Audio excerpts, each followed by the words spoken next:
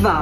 Ինչի եմ ես այդ ավտոն ասոցացնում ոչ թե ավտոյի հետ, այլ մարդկային էության։ Օրինակ, եթե դու ինչ-որ միտեղ նստած հաց ես ուտում, բարձր, սրծմփան, ապուշ երաժշտությունով մեկը ղռանելով գնում է, կարաս մեկից մեկ ասես, որ այդ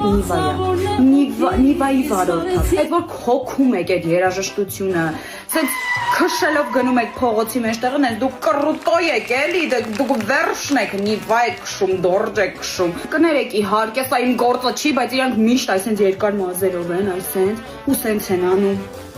Ինչ-որ տարօրինակ շարժումներ են անում, ես չգիտեմ։ Ու իրանք գիտեք, որ խոսացողներն են, որ ախպեր ինքը, որը մեկը մոտ գամ, վիզը կգդրեմ։ Բայց իրանք մեկը, որ ինչ-որ մեկի քուրը նստած է, ինքը տես բարձր երաժշտությունով, կուրաժիտ լինելով, սենց ղռղռում է, էլի, վիճակներ, մի հատ է սենց կլոր, սև ակնոցներ, էլի, սենց ձթևներ լուսամուտից հանած։ Դե լավ եք, էլի, դե լավ եք։